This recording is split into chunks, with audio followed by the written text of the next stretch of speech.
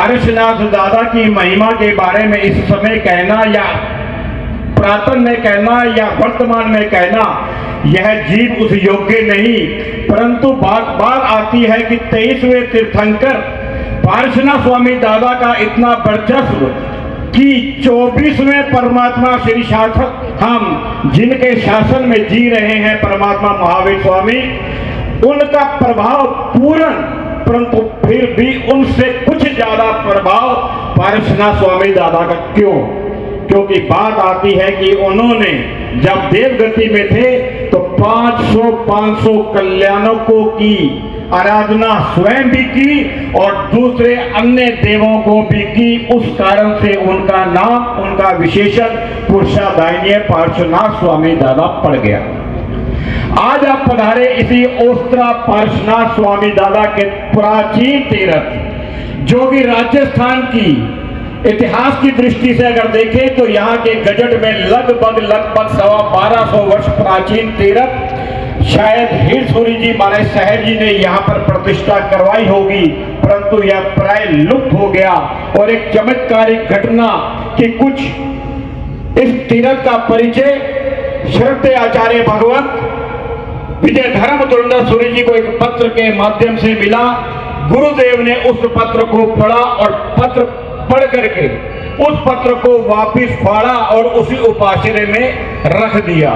परंतु आप यकीन माने या नहीं माने, और हम लोग इस चीज के साक्षी हैं, गुरुदेव विचरण करते करते उसी उपाश्रय में आए, एक बुजुर्ग व्यक्ति अंदर आया और एक पत्र दिया और गुरुदेव को विनती की कि साहब इस पत्र को आप अभी ही पढ़ लें।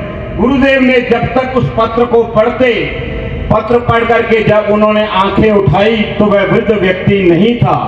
गुरुदेव भागे भागे बाहर गए, चौकीदार से कहा कि अभी एक वृद्ध व्यक्ति यह पत्र दे करके गया, उस वृद्ध व्यक्ति को देखो। तो चौकीदार ने कहा गुरुदेव अंदर कोई आया ही नहीं तो बाहर जाएगा कैसे?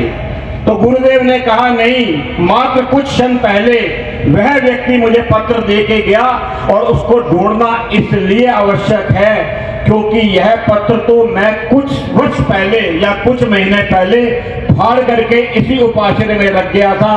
वही लेखनी, वही पत्र, और एक बुजुर्ग व्यक्ति आकर के देता है। तो गुरुदेव यहाँ पर विराजमान है, जो संत हैं वो कुछ ना कुछ जानते हैं कि इसके पीछे कुछ घटना अलग प्रकार की होगी जिसको हम जैसे सामान्य व्यक्ति समझ सकते नहीं।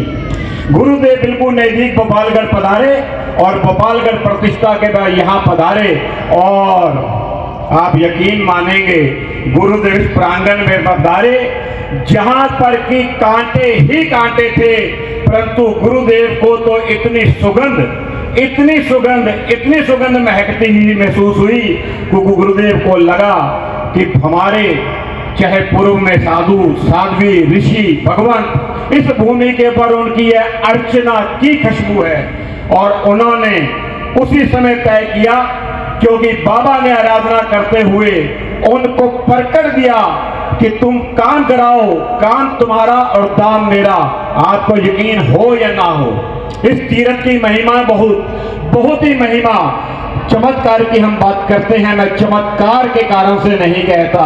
हम जैन हैं, अपनी बात छोड़ें, आस पास के ना जाने कितने कितने लोग जिनके किसी भी कारण से अपना घर, अपना निवास नहीं बन पाता, वह या दादा के चरणों में आते हैं और आकर के यहीं पर रखे हुए जो पाषाण हैं उन पाषाणों को लेते हैं और अपना घर बना करके जाते हैं। आप यकीन माने या ना माने, लोगों का मानना है कि उनके घर बन जाते हैं। हाँ, समय काल थोड़ा सा कम और ज्यादा अपने अपने पुण्य से हो सकता है।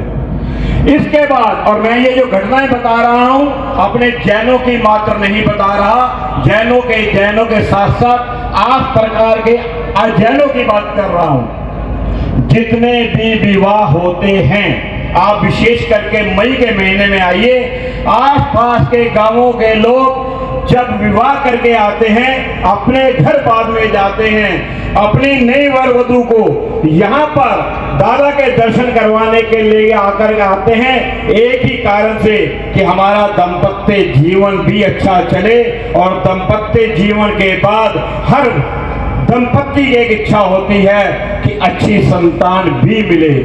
दोनों कार्य और आज तक मशहूर है। और हमने जब से गुरुदेव ने जीर्णोद्धार कराया, अब तो हमने बहुत जैन परिवारों को भी देखा जिनके यहाँ संतान नहीं होती थी। गुरुदेव ने कहा परमात्मा की भक्ति करो, माँ की भक्ति करो, बटुक जी की भक्ति करो, और तुम्हारे अगर नसीब में होगा तो बाबा तुमको देगा, और यकीन मानना नहीं मानना।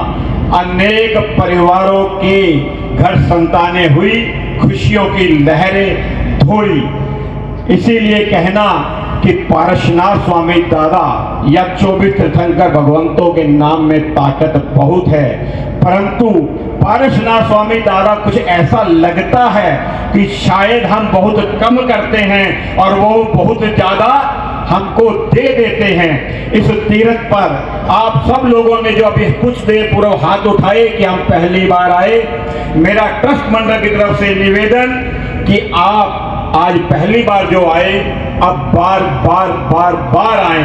सूरत और बाड़मेर वासी जो आज यहाँ पर पधारे, बाड़मेर तो बहुत नजदीक है और आप सूरत में जाकर व्यवसाय करने लग गए, और दोनों के मध्य में अगर कोई स्थल है तो ओस्त्रा पारसनाथ स्थल है। आप यहाँ बार बार पधारें, और कुल मिलाकर के आज आप जो ये व्यवस्था देखते हैं, परम पूज्य